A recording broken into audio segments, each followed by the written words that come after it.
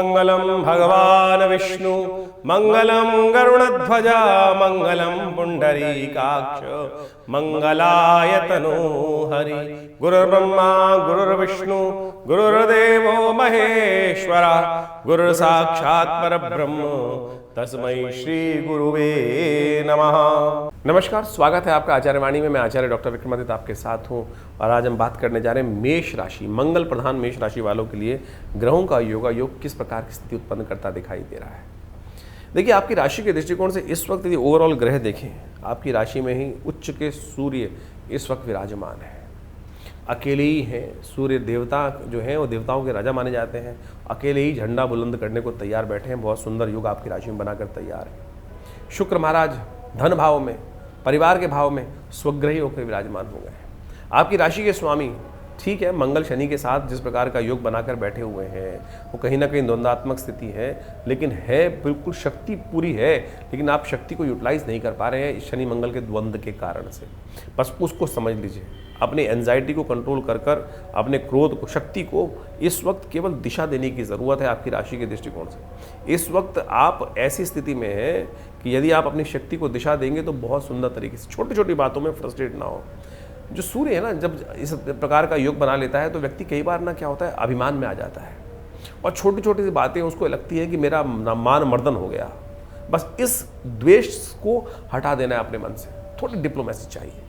शुक्र इस वक्त डिप्लोमेसी लाने को तैयार बैठे हैं, तो बिल्कुल चिंता ना करें। परोपकार चाहिए, थोड़ी विनम्रता चाहिए। इस वक्त आपकी राशि में केवल एक ही चीज़ की कमी है, इस वक्त विनम्रता। सब कुछ ठीक चल रहे हैं, लेकिन विनम्रता को नहीं यदि आप समझेंगे तो काम खराब कर लेंगे। आमतौर पे लोग इस वक्त डराने का काम कर रहे हैं, कालसर्प योग बना हुआ है, ऐसा योग बना हुआ है। हमारे अनुसार से आपकी राशि के दृष्टिकोण से ऐसा कोई खराब नहीं है। बस एक ही चीज़ खराब चल रही है, वो है शनि का प्रभाव, 7.5 का पहला स्वरूप। और उस शनि के कारण से आप स्लो हो गए हैं। बस उसको ठीक करने का आप यदि आपने प्रयास कर लिया, बाई चांस इस अप्रैल के अंतिम काल में, वैशाख के अंतिम काल में, ये जो 10-15 दिन का समय है, ये ऐसा अद्भुत समय आ रहा है आपके शौर्य बल को बढ़ाने के लिए। छोटे छोटे उपाय आपकी किस्मत को जगाने का रास्ता आपको मिल सकता है। वो चाबी किस्मत को जगाने की आपको मिलती दिखाई दे रही है। और यदि आपने चाबी लगा ली तो सत्य माने अगले महीने में जो योग बनने वाले हैं, जो खासतौर पर योग जेठ का महीना आरंभ हो रहा है, बड़ मंगल का सुंदर योग बनने वाला है। और साथ साथ आपकी राशि में बृहस्पति परिवर्तन करने से पहले आपके लिए 4 चांद लगाने की किस्मत में योग बना सकते हैं। उम्मीद पे दुनिया कायम है और हमें आपको दिखाई देता है कि इस वक्त परोपकार से आपकी किस्मत जाग सकती है। जितने आप परोपकारी बनेंगे ना, धर्म के क्षेत्र में कार्य करने का प्रयास करोगे, परोपकार करने का, लोगों की सेवा करने का प्रयास करोगे, और उतनी किस्मत जागेगी। और जितनी सेवा से अपने आप को पीछे हटाओगे, एक सेकंड तो मन में भाव आएगा, लोगों को मैं सेवा कर देता हूँ, अगले ही क्षण क्या होगा, मन में ये भाव आ जाएगा आपकी राशि के दृष्टिकोण से, इस वक्त क्या जरूरत है, पता नहीं सामने वाला चल ही तो रहा है। तो जैसे ही भाव आए उठा के सेवा कर दो, और नहीं तो फिर लालच में कहीं ना कहीं फंस जाओगे। लालच में दोनों गए, माया मिली न राम। इस बात का ध्यान रखना, लालच नहीं करना है। इस वक्त 21 तारीख के दिन से आरंभ करते हैं। मंगलवार का अवसर है, पंचमी तिथि वैशाख के महीने की शुक्ल पक्ष की है। और ग्रह नक्षत्रों के दृष्टिकोण से ग्रहों का योग जो बन रहा है वो आपकी राशि के दृष्टिकोण से कीर्ति योग, लक्ष्मी योग बनकर तैयार है। इस सुंदर योग में यदि आप भगवती महालक्ष्मी की सुंदर उपासना श्री सूक्त के द्वारा कर लें, ओम ह्रीं महालक्ष्मी नमः, इस मंत्र के द्वारा कर लें, तो आप सत्य माने किस्मत आपको बुलंदी की तरफ ले जाने को तैयार बैठी हुई है। दुर्गा जी का आशीर्वाद चाहिए, माँ भगवती का आशीर्वाद चाहिए इस समय। जिस प्रकार शंकराचार्य जी ने कहा, न मंत्रम नो यंत्रम तदपि चर जाने विल परम परम जाने माँ तस्तनुशरणम क्लेश हरणम। कहा गया ना, भगवान सुंदर उपास किया, केवल आपके शरण, आपके चरणों का अनुसरण कर मैं सब कुछ प्राप्त कर सकता हूँ। भगवती का अनुसरण करने की इस वक्त समर्पण भगवती के प्रति चाहिए। और आप सत्य माने आपकी राशि के दृष्टिकोण से कल्याण का सुंदर योग बनकर तैयार हो जाएगा। आपकी राशि में ऐसा योग बन रहा है। देखिए, मंगल को जन्मे मंगल ही करते हैं। मंगल जो है ना, वो विशेष तौर पर मंगल का योग बन रहा है। इस दिन इस बात को समझ लें, शनि और मंगल का जो आपस में लगातार टकराव चल रहा है वो कहीं ना कहीं थोड़ा द्वंद्वकारी है। अभी कुछ दिन तक आपको खास तौर पे थोड़ी सी रक्षा करने के लिए थोड़ी स्तुति करने की आवश्यकता है। और इसी चीज़ को देखते हुए हमने विवेकानंद योगाश्रम में इस दिन सुंदर रूप से, इस पंचमी के दिन, वैशाख के शुक्ल पक्ष की पंचमी के दिन, जिस दिन आदि शंकराचार्य जी की भी जयंती है, सूरदास जी की भी जयंती है, भक्ति की पराकाष्ठा है। सोचे, असंभव को संभव करने का दिवस है। ये आमतौर पे लोग समझ नहीं पाते हैं। आदि शंकराचार्य जी से पहले क्या था, धर्म का ऐसा ह्रास हो गया था कि लोग धर्म का नाम तक नहीं ले रहे थे, भगवान की पूजा तक नहीं कर रहे थे। सब कि सब जो थे वो ऐसी स्थिति में पहुंच गए थे, पूरे समाज के अंदर ऐसी स्थिति बन गई थी कि सारे के सारे विधर्मी बन गए थे, सारे के सारे नास्तिकता की तरफ चले गए थे। कहा जाता है कि मंदिर तक का तिरस्कार कर दिया गया था, लेकिन आदि शंकराचार्य जी ने नई उम्मीद जगाई और नई उम्मीद जगा के भक्ति के सहारे परमात्मा के नाम को पुनः स्थापित किया, सत्य को स्थापित किया। और कई बार फिर वही स्थिति आजकल आ रही है। कलयुग के अंदर प्रभाव है कि बार बार लोग इस प्रकार से हो जाते हैं। तो सत्य मानो, आदि शंकराचार्य जी ने जिस सिद्धांत को दिया, जीवो जीवश्च जीवनम जीवो जीवश्च भोजनम, तो इस बात का ध्यान रखो बिल्कुल कि शास्त्र के दृष्टिकोण से सब कुछ सत्य है। संसार भी ब्रह्म सत्य जगत मिथ्या जो उन्होंने बात की ना, ब्रह्म सत्य परमात्मा है, परमात्मा की उपासना हमें करनी चाहिए। तो परमात्मा बिल्कुल सत्य रूप से विद्यमान है, इस शंका को कहीं मन में ना रखें। तो इस सुंदर दिन के दिन, इस सुंदर मंगलवार के साथ युक्त जो है, हमने विवेकानंद आश्रम में इस दिन सुंदर रूप से सुंदरकांड का पाठ रखा है और इन ग्रहों की शांति के लिए नवग्रह शांति महायज्ञ का भी आयोजन किया गया है। तो आप भी हमारे साथ अपने नाम से भी इस यज्ञ में सम्मिलित हो सकते हैं, परमात्मा का स्तवन कर सकते हैं। और हमने देखा है कि परमात्मा की कृपा से बहुत सारे कष्ट दूर होने के अद्भुत योग बन जाते हैं। चाहे आप कैरियर में जोड़ लीजिए, चाहे आपके व्यवसाय में जोड़ लीजिए, ग्रह अपॉर्चुनिटी बना रहे हैं। हमने आपको कहा, देखिए शुक्र कितनी बढ़िया सुंदर रूप से विद्यमान है, सूर्य उच्च के होकर बैठे हुए हैं और ऐसे में आपकी राशि के दृष्टिकोण से गजकेसरी योग भी बनकर तैयार हो गया है। तो ऐसे में इस अपॉर्चुनिटी का लाभ लीजिए। थोड़ी सी परमात्मा की कृपा और आपकी एक छलांग आपको बहुत दूर तक सफलता की तरफ अग्रसित कर सकती है। तो संशय ना रखिएगा, विश्वास रखिएगा। परमात्मा का स्मरण, हनुमान जी का सुंदर पाठ इस शनि और मंगल की दोष की युति को ठीक करने के लिए सबसे श्रेष्ठ है। तो आइए हमारे साथ सुंदर रूप से हमारे इस चैनल पे लाइव भी जुड़ सकते हैं। उस कार्यक्रम में आप जुड़ने के लिए और परमात्मा का भजन भी करने का सुंदर यदि मौका मिले, जिनके नाम से अपने नाम से करिए, कराइए, कल्याण होगा। मेष राशि वालों के लिए 22 तारीख की ग्रह गणना जो दिखा रही है, पंचांग पहले जान लेते हैं। बुधवार का अवसर है, षष्ठी तिथि विद्यमान है, वैशाख मास के शुक्ल पक्ष की, और इस दिन आपकी राशि में कीर्ति योग, लक्ष्मी योग बनकर पूरी तरह से तैयार है। बुध महाराज इस दिन अपने ही नक्षत्र में प्रवेश कर रहे हैं और कहीं ना कहीं आपकी राशि में जो स्थिति है बुध की, वो वही समस्या का कारण बनी हुई है। कहीं ना कहीं आप जो है साइडलाइन होते चले जा रहे हैं। आपको इन्वॉल्व होने के लिए अपने आप को थोड़ा आगे बढ़ाना पड़ेगा। इन दिनों ग्रह योग इस प्रकार के चल रहे हैं कि जो लोग ज़बरदस्ती आपकी मेहनत का लाभ स्वयं लेने को तैयार बैठे हुए हैं। आपको साइडलाइन करने के लिए बिल्कुल एक के बाद एक लोग तैयार हो रहे हैं। और जो इस वक्त कीर्ति का योग आपकी राशि में बना हुआ है, वो कहीं ना कहीं आपके लिए नेगेटिव कर सकते हैं। ध्यान रखना, बहुत ज़्यादा उदारता, बहुत ज़्यादा सीधापन नहीं, थोड़ा सा आपको शुक्र नीति का इस्तेमाल करते हुए अपने आप को आगे लाना पड़ेगा, काटना पड़ेगा। जब तक दबाओगे नहीं दूसरों को, तो नहीं, तब कहीं ना कहीं वो आपके ऊपर हावी होने की स्थिति मचा सकते हैं। तो इसलिए बुध का थोड़ा उपाय करें। इस वक्त आपकी राशि के दृष्टिकोण से बुध का जो शक्ति संपन्न होना है, स्थिति में विचित्र स्थिति में फंसना है, शनि के साथ मंगल के साथ फंसा हुआ है, वो कहीं ना कहीं आपके लिए इस वक्त कीर्ति के लिए खराब है। कहीं ना कहीं आपको सफलता से वंचित करने का योग बना के तैयार बैठा हुआ है। गजकेसरी योग होते हुए भी आपके लिए कहीं ना कहीं स्थिति, लोग आपको दबा रहे हैं अननेसेसरी। इस वक्त आपकी राशि में ऐसा योग बना हुआ है, उसको कैसे ठीक करें? तो उसके लिए एक उपाय करने का प्रयास कीजिए। हम सुंदर उपाय आपको बताते हैं। एक केले के पेड़ पर ले जाकर कहीं ना कहीं पीला धागा बांधने का प्रयास करें। अपने हाथ में एक सिद्ध करा हुआ पीला धागा धारण कर लीजिए या गले में धारण कर लीजिए। वो कहीं ना कहीं आपको इस बुध के नेगेटिव प्रभाव से कहीं ना कहीं बचा के रस्ते का, नहीं तो ये बुध आने वाले 10 दिन आपको कहीं ना कहीं कष्ट देने के योग बनाएगा। तो सिद्ध करा ओम ब्रांग ब्रींग ब्रोंग से बुधाय नमः इस मंत्र का जप करते हुए आप उसको धारण कर लीजिए। कहीं ना कहीं वो आपके लिए स्थितियों को ठीक करने का योग अवश्य बना देगा। 23 तारीख बृहस्पतिवार का अवसर, सप्तमी तिथि विद्यमान है और आपकी राशि के दृष्टिकोण से ग्रहों का योग जो बनेगा, परिवर्तन की तरफ जाएगा, वो कहीं ना कहीं स्वास्थ्य के मामले में थोड़ा खराब कर सकता है। दिन आपके लिए बहुत उपयुक्त दिखाई दे रहा है। इस दिन मंगल महाराज रेवती नक्षत्र में प्रवेश कर जाएंगे। इस वक्त गरीब लोगों की सेवा, दरिद्र लोगों की सेवा, जरूरतमंद लोगों की जितनी सेवा आपके द्वारा होगी वो बड़ा कल्याणकारी रहेगी। इस वक्त शुक्र का भी योग ऐसा बन रहा है, तो गरीब कन्याओं को वस्त्र का दान आप यदि अपनी सामर्थ्य के अनुसार से कर दें। गंगा सप्तमी का सुंदर तिथि है, आपके पितरों की भी विशेष तौर पर सेवा होने के योग बन जाएंगे। तो गरीब कन्याओं को भोजन कराना, गरीब बच्चों को कुछ ना कुछ वस्त्र इत्यादि देना, गरीब लोगों को भोजन करा देना, अपने पितरों के निमित्त तर्पण कर देना, ये सुंदर उपाय है। इस दिन अवश्य करने का प्रयास करें। आपके घर से बहुत सारी समस्याओं का जो है निकास होने का सुंदर योग बन सकता है। वैशाख मास के शुक्ल पक्ष की जो सप्तमी होती है, वो गंगा सप्तमी के रूप में जानी जाती है।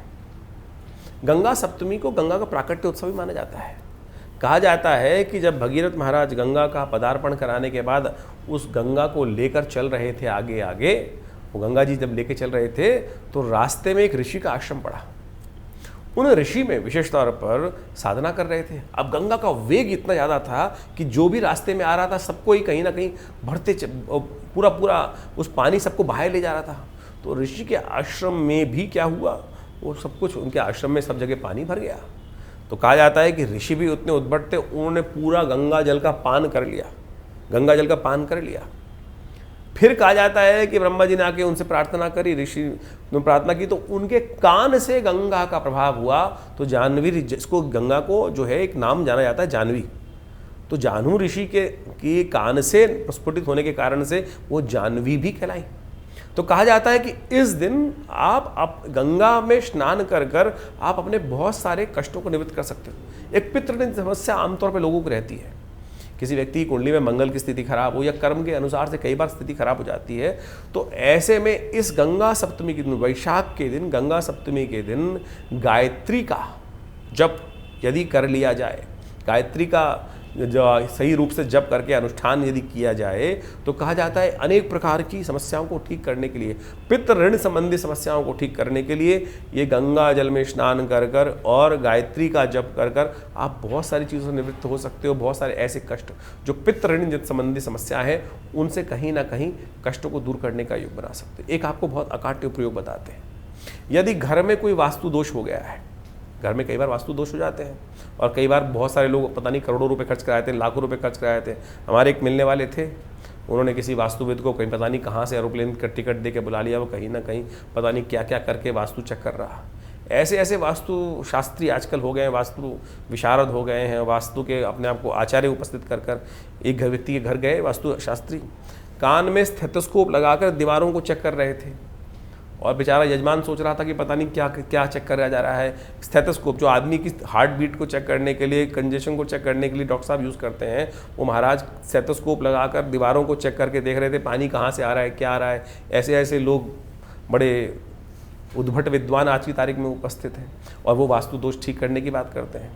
ऐसे ऐसे लोग हम वास्तु शास्त्री के रूप में मानते हैं, आश्रम पे आते रहते हैं ऐसे ऐसे बहुत सारे कलाकार जो अपनी अपनी पता नहीं कहाँ कहाँ कौन कौन सी बात करते हैं। और मुझे बचपन का याद है, मैं एक जगह कॉन्फ्रेंस में गया हुआ था, 1990 के दशक की बात आपको बताता हूँ। वो वास्तुविद अपने ज्योतिष के ज्ञान को, वास्तु के ज्ञान को बता रहे थे। को बहुत बड़ी कॉन्फ्रेंस चल रही थी दिल्ली में, मुझे याद है मिस्टिक इंडिया के अंदर वो बोल रहे थे व्यक्ति, और मुझे आज भी उनका याद है। उससे पहले मुझे पता नहीं था ये हॉट डॉग होता क्या है। हॉट डॉग, उन्होंने एक वर्ड यूज़ किया था हॉट डॉग, हम लोग पता नहीं हॉट डॉग खाते हैं और घर के अंदर ही जाके हम शौच में बैठ जाते हैं और इससे वास्तु दोष उत्पन्न हो जाता है। ऐसी ऐसी बातें लोगों के लिए। और तो और वो बता रहे थे कि हम एक जगह गए वास्तु चेक करने के लिए, मंत्रणा का जो रूम था वो विशेष तौर पर जो था लेंटर के नीचे था, लेबर रूम जो था, इसलिए उनकी लेबर की जो थी पूरी फैक्ट्री में हड़ताल रहती थी। ऐसे ऐसे सिद्धांत लोग ज्योतिष के अनुसार से ला के जोड़ देते हैं और उनको वास्तु दोष बता देते हैं और उसके बाद उसका पता नहीं कितने कितने लाख लाख रुपए खर्च करने के, पता नहीं कौन कौन सी स्थिति को खराब करने के योग बना देते हैं। तो ऐसी भ्रांति में ना फंसे। हम आपको इस शुभ दिवस पर गंगा सप्तमी के दिन एक छोटा सा प्रयोग बता देते हैं जो वास्तु दोष को दूर करने वाला है।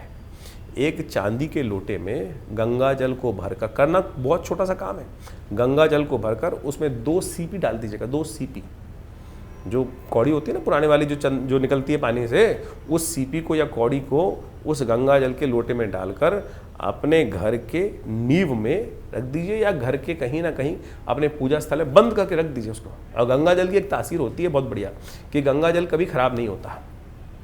आमतौर पर आप घर के घर भरा हुआ पानी भर दीजिए। किसी ने एक वास्तु दोष को दूर करने के लिए यहाँ पे उपाय बताए हम आपको, कि ऐसा उपाय बता दिया कि जो पूजा करते हैं ना, पूजा पाठ, जैसे हम पूजा पाठ करते हैं, वरुण कलश उसमें स्थापित करते हैं, उस वरुण कलश में उन्होंने थोड़ा सा मेवा डलवा दिया और उसके अंदर थोड़ी सी मिश्री डलवा दी और उसके बाद कहा था घर में रख लो इसको। 4 दिन बाद उसमें सड़ान आने लगी कि उसके बाद वो खुद बेचारे को पता नहीं था करना क्या था और यजमान बेचारा परेशान।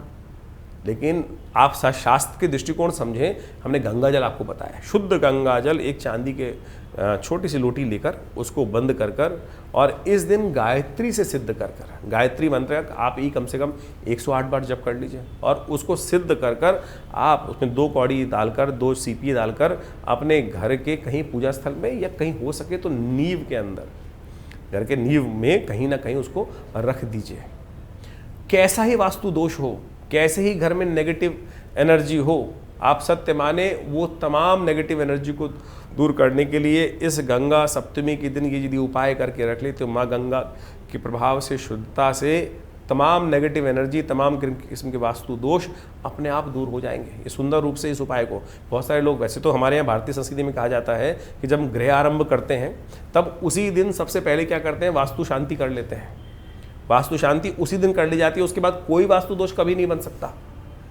ये तमाम लोग जो तथाकथित तौर पर आज उपस्थित हैं, कोई फेंग शुई, कोई फांग शुई, पता नहीं कौन कौन से उपाय लाकर, कभी एक 3 पैर का मेंढक, कोई 1 पैर की मछली, पता नहीं कौन कौन सी चीज़ें कहाँ कहाँ ला के लगवा देते हैं। उनका कोई शास्त्र के दृष्टिकोण से औचित्य नहीं है और कोई ऐसी आकृतियों का प्रभाव नहीं है। तो लोग जो घरों में किसी प्रकार से रखने का प्रयास करते हैं, तो इस सीधे साधे प्रयोग को आप करने का प्रयास कीजिए। देखिए ईश्वरी कृपा से आपको सुंदर रूप से लाभ प्राप्ति के योग बन जाएंगे। मेष राशि वालों के लिए 24 तारीख का दिन, शुक्रवार का दिन, अष्टमी तिथि विद्यमान है और इस दिन विशाख मास के शुक्ल पक्ष की अष्टमी जो है वो बगलामुखी जयंती का सुंदर पर्व लेकर आती है।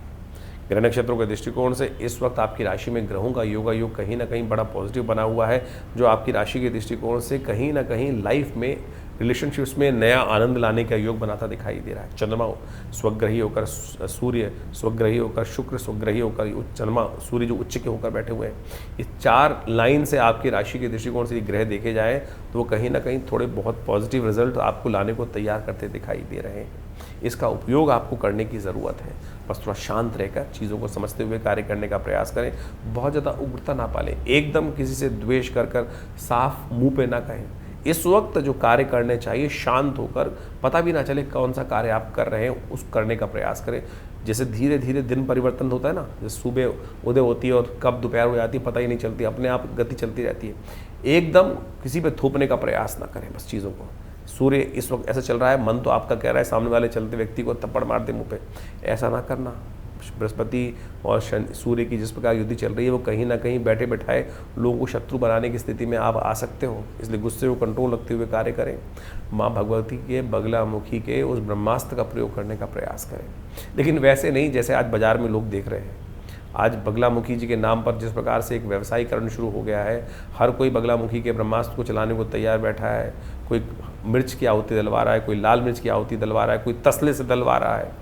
ऐसे ही वीडियो आ रहे हैं कि भर भर के 10-10 किलो, 5-5 किलो, 400 किलो, 200 किलो का लाल मिर्च की आहुतियाँ भगवती बगलामुखी को अर्पित करने का प्रयास किया जा रहा है, उसको हवन कराया जा रहा है। शास्त्र में कहीं वर्णित नहीं है लाल मिर्च का प्रयोग या किसी भी मिर्च, इन मिर्चों का, हरी मिर्च का प्रयोग हवन में किया जाता है। कहाँ किया जाता है, कहाँ वर्णित है, कौन से ग्रंथ में वर्णित है, कहाँ सामग्री में? किसी भी आप धर्म की पुस्तक को उठा के देखें, आर्णिक सूत्रावली, ब्रह्म, जो भी कर्मकांड के शास्त्र ग्रंथ हैं उनके अंदर हर चीज़ का उपयोग शास्त्र में वर्णित है, किस प्रकार की सामग्री का कब उपयोग कैसे किया जाना चाहिए। लाल मिर्च का प्रयोग किसी भी अनुष्ठान में कब किया जाता है, कहाँ किया जाता है, कैसे किया जाता है और कब आरंभ हुआ, शास्त्र तो अनादिकाल से लिखे गए। लाल मिर्च भारत की है ही नहीं, भारत में पैदा ही नहीं होती थी और मुस्लिम काल के समय में भारत में विदेशों से लाई गई और उसके बाद से इस बात को ध्यान रखिए कहाँ से उपयोग हो गया इसका। जिस प्रकार से पुर्तगाली इस देश के अंदर लेकर आए इस लाल मिर्च को, उससे पहले लाल मिर्च का प्रयोग शास्त्र में कहीं वर्णित ही नहीं मिलता है। भारतीय पाकशास्त्र में कहीं भी लाल मिर्च नहीं, हमारे काली मिर्च का उपयोग, ब्लैक गोल्ड का प्रयोग करने का शास्त्र में नियम था और ये इस प्रकार थी तो बीमारी का घर है। ये लोग आज तथाकथित तौर पर बगलामुखी के प्रयोग में कहाँ से कुछ वर्णित करने के लिए लोग ले आए हैं, बड़ा ही दुर्भाग्यपूर्ण है। तो ये सब चीज़ों को समझें। भारतीय संस्कृति में जो मंत्र विज्ञान का प्रयोग है ये सामग्री का प्रयोग है, लेकिन इस प्रकार की नहीं है जिस प्रकार से ये लोग कर रहे हैं। और तो और ना तो मुद्राओं का प्रयोग कर रहे हैं। कौन सी मुद्रा से प्रयोग किया जाता है? सात्विक प्रयोग में मृगी मुद्रा और अभिष्ट कर्मों में सूक्री मुद्रा। लेकिन वहाँ हम देख रहे हैं लोग बता रहे हैं पता नहीं कौन कौन से घुमा के किस प्रकार से कौन सी फिल्म का डायलॉग चलाकर कौन से नाटक करते हुए लोग हाथ में घुमा के, सिर के ऊपर से घुमा कर, और वो जो अग्नि कुंड में जो पता नहीं बॉक्सिंग कर रहे हैं, क्या कर रहे हैं, वो वीडियो में देखते हुए लोगों को बड़ी विचित्र स्थिति दिखाई देती है। आहुति या समझे क्या है? आहुति उस देवता का भोजन है जिसको आप देते हैं। अग्नि में जो समर्पित करते हैं मृगी मुद्रा के द्वारा, बीच में 2 उंगलियों को पकड़कर बड़े सात्विक भाव से, जो भी शुद्ध भोजन है वो भोज्य पदार्थ है। उस सामग्री को बनाने का एक नियम शास्त्र के अनुसार से बताया गया है कि तिल, चावल, जौ, तिल जितना हो उससे आधा चावल हो, चावल से आधा जौ हो, उससे दशांश भाव में मीठा डालने का प्रयोग किया जाता है। और यदि भगवती बगलामुखी का प्रयोग करना है तो उसी में पीली सरसों का उपयोग किया जाता है। तो इस प्रकार से शास्त्र में वर्णित है। पता नहीं कहाँ कहाँ से कौन कौन सी बातें। ये यज्ञ नहीं हो रहा है, ये विध्वंस हो रहा है। जिस प्रकार की स्थिति बचा रखी है, और सत्य माने कि जो इसमें कार्य करेंगे या करवाएंगे, अपना पैसा भी देंगे ना, उन पर ही ये वापस ब्रह्मास्त्र आएगा। ये शास्त्र की वर्णित है। भगवती बगलामुखी किसी को छोड़ती नहीं है। और लोग जिस दिन ये प्रयोग वापस होगा, फिर कहते हैं लोग पाप कैसे बन जाता है, हम शुभ करते हैं अशुभ हो जाता है। ऐसे ही जो धुंधकारी लोग हैं, जो शास्त्र को पदभ्रष्ट लोगों को करने का प्रयास कर रहे हैं, इन सब के ऊपर सरकार को खिलाफ कार्रवाई करनी चाहिए। जो शास्त्र विधि के अनुसार से नहीं चल रहे हैं, शास्त्र को भ्रमित कर रहे हैं, सनातन को अपमानित करने का प्रयास कर रहे हैं, भारत सरकार को भी कम से कम मैं कहूँगा कि जो मूर्धन्य विद्वान लोग हैं उनको इन सब संबंध में अपनी बातें करने का प्रयास करना चाहिए, सत्य सामने लाने का प्रयास करना चाहिए। माँ बगलामुखी जयंती भगवती का ऐसा दिव्य स्वरूप है जो इस संसार में समस्त कष्टों से निवृत्ति का योग बनाती है। आमतौर पर लोग इस स्वरूप को कई बार भयावह स्वरूप मान के डर भी जाते हैं और केवल शत्रु विनाश करने के लिए ही इस उपयोग को प्रयोग करते हैं। लेकिन भगवती बगलामुखी वो ब्रह्मास्त्र हैं, आप सत्य माने कि जो बड़े से बड़े कष्ट से निवृत्ति करने का योग बनाती हैं, संसार की रक्षा करी। कहा जाता है अनादिकाल के अंदर एक बार संसार में भयावह तूफान आता दिखाई दे रहा था। एक भयावह राक्षस था और उसको किसी भी प्रकार से समाप्त नहीं किया जा सकता। संसार की कोई भी शक्ति उसको समाप्त नहीं कर सकती थी। तो भगवान विष्णु ने आदि शक्ति का ध्यान किया और कहा जाता है हरिद्रा सरोवर से भगवती की उत्पत्ति हुई और भगवती ने उस असुर का संहार किया। यानी आपके जीवन में कोई समस्या जब ऐसी हो जिसको किसी प्रकार भी आप ठीक नहीं कर पा रहे हो, तो इस दिन भगवती के पीताम्बर स्वरूप का ध्यान कर कर आप अनेक कष्टों को दूर कर सकते हैं। हमने बहुत ज़बरदस्त तरीके से इन भगवती का स्वरूप देखा, इनका वर्णन किया, इनका प्रयोग किया अनेक बार। इनके से हर एक व्यक्ति कहीं ना जीवन में समस्या उत्पन्न होती है और ऐसे ऐसे प्रयोग देखे कि व्यक्ति जब कुछ और शक्ति काम ही नहीं कर रही थी किसी भी रूप में, चाहे मुकदमे थे, चाहे कोई और कष्ट थे, या किसी के जीवन में संतान का सुख ही नहीं मिल पा रहा था, ऐसे में भी भगवती के स्वरूप का ध्यान कर कर हर कष्ट, जब भयावह कष्ट सिर से पानी ऊपर चला जाए, तब उस कष्ट की निवृत्ति के लिए भगवती पीताम्बरा का यदि ध्यान कर कर, पूजन कर कर आप यदि कार्य करें तो आप सत्य माने अद्भुत रूप से लाभ प्राप्ति के योग बन सकते हैं। इनकी अनेक कथाएं शास्त्र में विद्यमान है। हमने स्वयं देखा, हमारे आश्रम पे एक व्यक्ति आते थे, आप सत्य माने ऐसा चमत्कार उनके जीवन में उत्पन्न हुआ। उनको स्वप्न में भगवती ने दर्शन किए। बाल्यकाल से वो व्यक्ति कि हमारे पिताजी के शिष्य थे और वो क्या थे, वो पीताम्बरा के उपासक थे, मंत्र जप करते थे। एक दिन उनको स्वप्न आया कि उस जगह, जो स्वप्न में बताया कि इस जगह पे जाके खोदो, वहाँ पर एक यंत्र, कुछ चीज़ मिलेगी, भगवती का आशीर्वाद मिलेगा।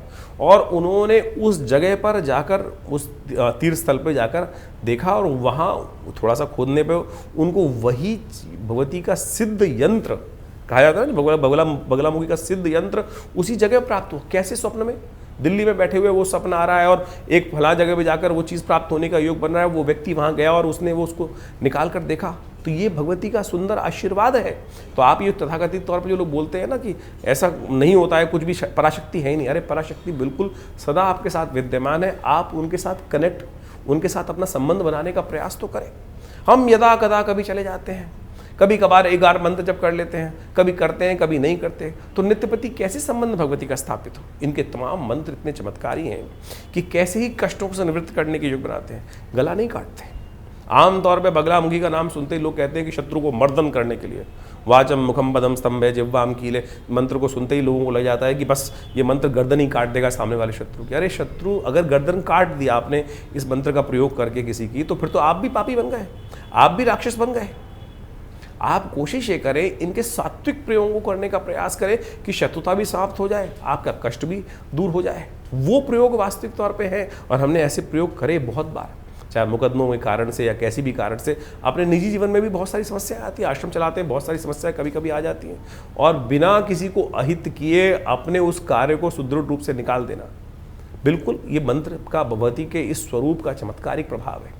और हमारी भगवती दुर्गा का साक्षात श्री विग्रह पीताम्बरा का जो श्री विग्रह आश्रम पे विद्यमान है, वो अनेक बार हमने उनका चमत्कारिक प्रभाव देखा है। उनके सामने अनुनय विनय से प्रार्थना करके माँ पीताम्बरा का आशीर्वाद मिलता है। अनेक लोग, एक व्यक्ति पिताजी के पास आते थे और उनके एक व्यक्ति ने ऑफिस में उनकी बहुत परेशान कर रखा था। सत्य माने उन पिताजी ने उनको मुझे बहुत बचपन की बात याद है, पिताजी ने उनको मंत्र दिया और उस मंत्र का प्रभाव जप किया और उनका कष्ट निवारण करने का योग बना।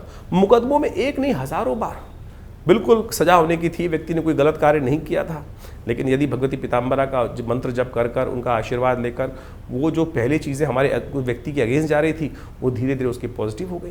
तो ये भगवती का चमत्कार है। तो आप माने शत्रुओं पर विजय प्राप्त करने के लिए दिन अद्भुत है। यदि वर्ष में एक दिन भगवती पीताम्बरा का जो विशेष तौर पर मंत्र शास्त्र में वर्णित हैं उन मंत्रों का जप कर कर इस दिन विशेष तौर पर उनका अनुष्ठान जो कर लिया जाए निश्चित संख्याबद्ध तरीके से, तो आप सत्य माने विशेष तौर पर यदि आप स्वयं नहीं कर सकते हैं तो उपयुक्त ब्राह्मणों का शुद्ध रूप से उपयोग करने का प्रयास कीजिए। देखिएगा आपको जबरदस्त प्रकार से लाभ प्राप्ति की। बगलामुखी जयंती साल में एक ही बार आती है और सत्य माने उस दिन अपने रक्षा के लिए हमको उनका मंत्र जप कर कर उनका सिद्ध यंत्र अपने घर में स्थापित कर लेना चाहिए, क्योंकि इस संसार में मित्र कम है, शत्रु ज़्यादा है। और शत्रु अपने मन में पता नहीं कौन कौन सा आपके प्रति राग द्वेष पाल के रखते हैं और वो कहीं ना कहीं आपको निचोड़ना चाहते हैं। ऐसी नेगेटिव मानसिकता वाले लोगों से पता भी नहीं चलता कौन नेगेटिव मानसिकता, उन सब की ऐसी मानसिकता से बचने के लिए अपने घर में अपने ऑफिस में बगलामुखी जी का सिद्ध यंत्र इस दिन अवश्य स्थापित करके रख लेना चाहिए। कई बार बच्चों को बाहर जाते हैं, बच्चों के लिए क्या समस्या हो रखी है, तो भगवती बगलामुखी जी का रक्षा सूत्र मिलता है, पीला धागा भगवती के मंत्र से सिद्ध करा हुआ इस दिन तैयार किया जाता है। उसको यदि आप बच्चों को धारण करवा दें तो हमने ये देखा है कि बिल्कुल नज़र इत्यादि कैसी भी नेगेटिव भाव है उनसे कहीं ना कहीं रक्षा करने का सुंदर सुयोग बच्चों के लिए बन जाता है। और बगलामुखी जी का सुंदर स्वरूप आप समझे, मुझे बहुत पुरानी बात याद आती है जहाँ यहाँ मैं उपस्थित कर देता हूँ आपके समक्ष में। हमारे कुछ तथाकथित विद्वान किस प्रकार का भाव रखते हैं। बगलामुखी जी के रूप में एक व्यक्ति अनुष्ठान करवा रहा था अपने घर में, कुछ 5-6 अच्छे महाविद्वत परिषद के लोग उन्होंने उपस्थित कर लिए और उन महाराज जी ने कहा कि हम आपके लिए बगलामुखी का मंत्र जप करेंगे। बोले कैसे, उसका व्यवस्था की गई।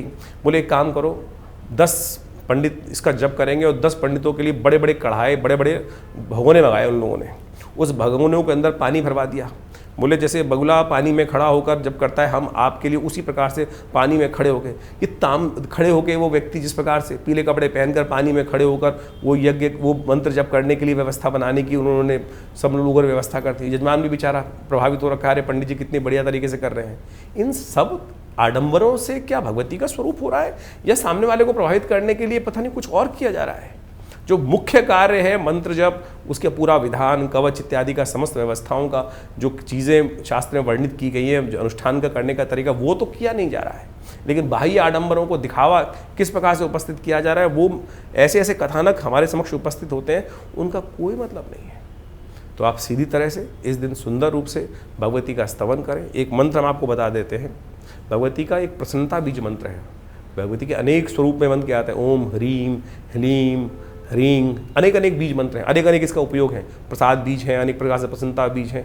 इसी प्रकार से भगवती का एक प्रसन्नता बीज मंत्र है, ओम ह्लीम। ह के पैर में र है, फिर उसमें साथ ही में ल लगा हुआ है और ऊपर से बड़ी की मात्रा बिंदी, ओम ह्लीम। इसका उच्चारण इस प्रकार से है। और ओम ह्लीम नमः इस मंत्र का जप करते हुए भगवती का प्रसन्नता बीज है, कभी किसी का अहित नहीं करेगा और आपकी रक्षा करेगा।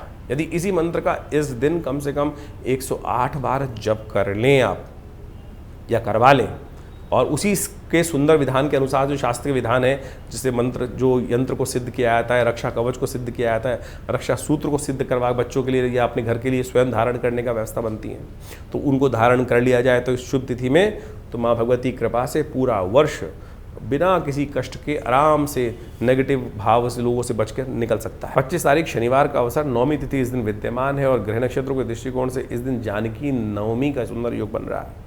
आपकी राशि में ग्रह परिवर्तन की तरफ जाएंगे और ये कहीं ना कहीं यदि आपकी राशि में योग बन रहे हैं, कर्म सही दिशा में आपने किया तो वो सुख देने के योग आपके लिए बनाते दिखाई दे रहे हैं। देखिए एक बात ध्यान रखें, धीरे धीरे रे मना धीरे सब कुछ होए।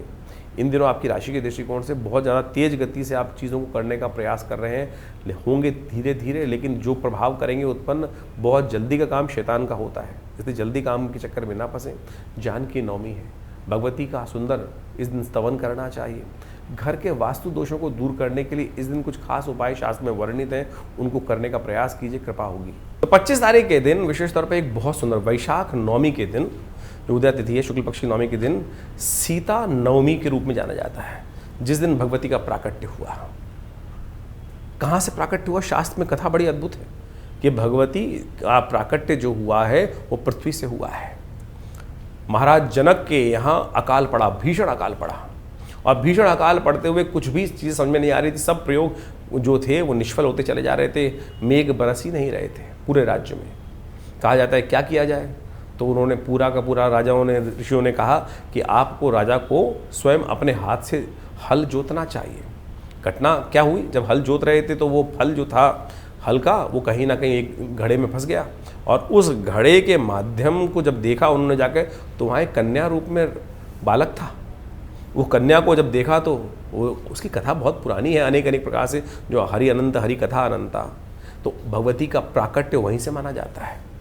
पृथ्वी भूमि की कन्या के रूप में भगवती का प्राकट्य हुआ। और सत्य माने प्रकृति की घटना देखें, अगर वर्षा हो जाती तो कहीं ना कहीं कुछ अशुभ स्थिति बन सकती थी, और उसी चीज़ को रोकने के लिए कैसा मेघ भी बुद्धिमान थे कि नहीं वर्षा नहीं होनी है। तो ऐसे में इस सुंदर घटना को वर्णित किया गया। इस दिन भगवती सीता का सुंदर पूजन करते हुए शास्त्र में वर्णन किया गया कि उनका पूजन करना चाहिए। आपके जीवन में भी कई बार संतान सुख प्राप्त करने के लिए इस दिन सुंदर से माँ की कृपा से, ये नवमी तिथि जो है ना अपने आप में बहुत सुंदर मानी गई है। इस दिन विशेष तौर पर एक मंत्र है, सर्वा बाधा विनिर्मुक्तो धनधान्य सुतान्विता मनुष्यो मत प्रसादेन भविष्यति न संशय।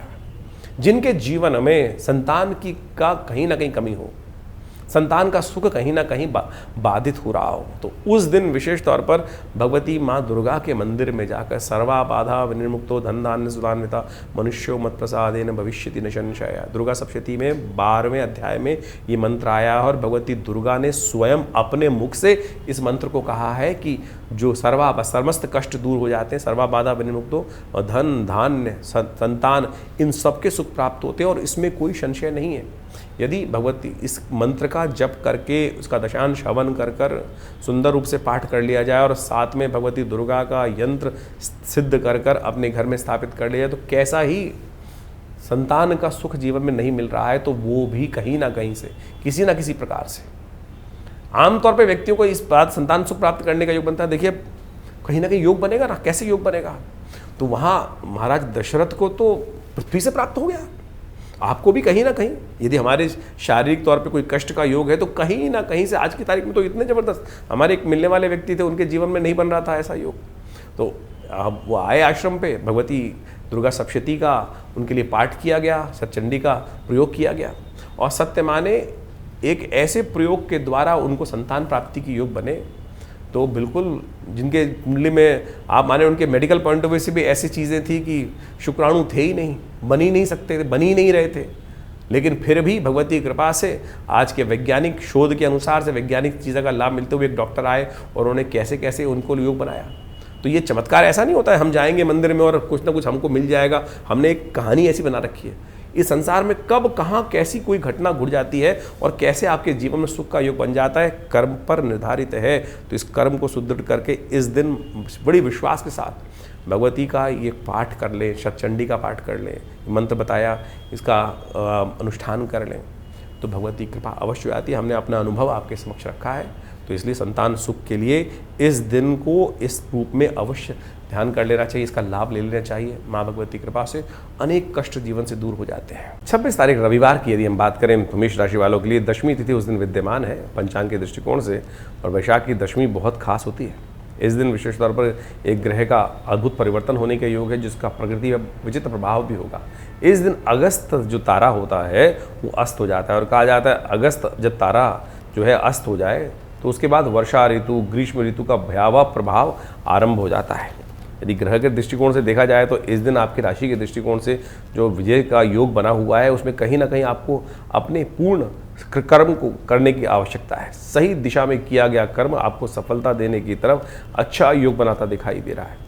लेकिन इन दिनों आपकी राशि के दृष्टिकोण से यदि हम बात करें तो आपकी सफलता का प्रतिशत जो है वो धीरे धीरे आगे बढ़ने की तरफ अग्रसित होता दिखाई दे रहा है। बहुत जल्दी कामों की तरफ अपने कर्म को ना बढ़ाने का प्रयास करें। आप थोड़े से इस प्रकार भाव रख रहे हैं कि हर चीज़ को जल्दी जल्दी प्राप्त करने का प्रयास कर रहे हैं। जल्दी का काम शैतान का होता है, इस बात का ध्यान रखने का प्रयास करें। आकुलाहट जो मन में चल रही है वो आपकी राशि में चल रहे सूर्य के कारण से है, तो इसको समझ लें। और बहुत जल्दी आकुलाहट जो अंदर भाव ऐसा हो रहा है कि आज ही इस चीज़ को कर लेना चाहिए, इसको प्राप्त कर लेना चाहिए, वो बहुत अच्छा नहीं रहेगा। रविवार का अवसर है, कोशिश करें भगवती गायत्री का स्तवन करें, भगवान सूर्य को जल दें, आपके लिए शुभ रहेगा, कल्याणकारी योग बनाएगा। तो मेष राशि वालों 27 अप्रैल की यदि हम बात करें ग्रह नक्षत्रों के दृष्टिकोण से, आपकी राशि के दृष्टिकोण से इस दिन ग्रहों का प्रभाव जो है वो कहीं परिवर्तन की तरफ जाता दिखाई दे रहा है। देखिए, आपकी राशि के दृष्टिकोण से इस वक्त ग्रहों की जो भाव रखें, अपने भाव को आप इस बात का ध्यान रखें कि आपके अंदर विचार बहुत बढ़िया बढ़िया आ रहे हैं। इन दिनों जिस प्रकार से बृहस्पति और शनि का संबंध आपकी राशि में बना हुआ है, वो एक बहुत अद्भुत संयोग आपकी राशि में बना रहा है। आपके विचार बिल्कुल अच्छे दिखाई देंगे, लेकिन हवा में ज़्यादा रहना किसी प्रकार भी ठीक नहीं है। हवाई किले ज़्यादा रखते दिखाई दे रहे हैं, उतना कार्य नहीं कर पा रहे हैं, ये एक समस्या दिखाई देती है। लेकिन विचार, यानी हम कहें कि इस वक्त आपके मनोमस्तिष्क में नए नए विचार, नए नए कुछ ना कुछ करने की सामर्थ्य भी उपस्थित होती दिखाई दे रही है। और इस समय जितनी मेहनत कर पाएंगे उतना सफलता प्राप्त करने के योग आपकी राशि में बहुत बढ़िया तरह से बने हुए हैं। दशमी तिथि विद्यमान है, के बाद एकादशी तिथि विद्यमान हो गई है। वैशाख के महीने की एकादशी जो होती है, जो आती है इसमें शुक्ल पक्ष के अंदर आती है, उसको मोहिनी एकादशी कहा जाता है। और ये मोहिनी एकादशी जो है बहुत सारे ग्रहों के दोष को ठीक करने के लिए अद्भुत रूप से योग बनाती है। आपकी राशि में इस वक्त थोड़ी सी परमात्मा की कृपा की आवश्यकता है। आपकी उन्नति होने के बहुत बढ़िया योग बने हुए हैं। और इस वक्त यदि सरलता से आप परमात्मा का स्मरण नित्यप्रति करें, विशेष तौर पर भगवती महालक्ष्मी का स्तवन नित्यप्रति करना, भगवान विष्णु के साथ आपके लिए आपकी किस्मत में 4 चांद लगाने वाले योग बना सकते हैं। अभी 1-1.5 महीना आपकी राशि में इस प्रकार का योग बना हुआ है।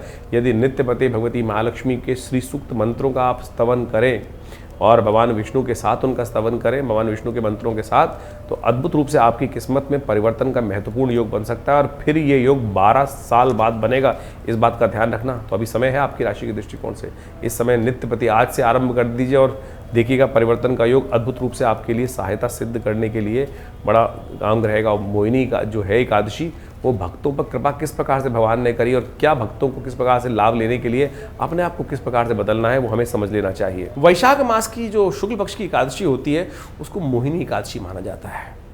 मोहिनी एकादशी जो है वो मोहिनी अवतार के रूप में भगवान का प्राकट्य करने की घटना को शास्त्र में वर्णित करते हैं।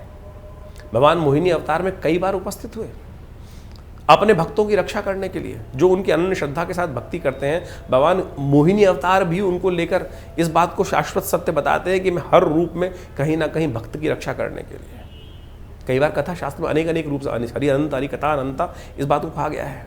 जब सागर मंथन हुआ, सागर मंथन में राहु ने जब अमृत को ग्रास करने का प्रयास किया, जब देवताओं और राक्षसों में कहीं ना कहीं इस बात पर विवाद उत्पन्न हो गया कि भाई अब जो अमृत कलश निकला है उसको हम ही लेंगे, देवता कहें हम, और ऐसे में राक्षस यदि उसको पान कर लेते तो विश्व को कहीं ना कहीं बचने का मार्ग ही बंद हो जाता।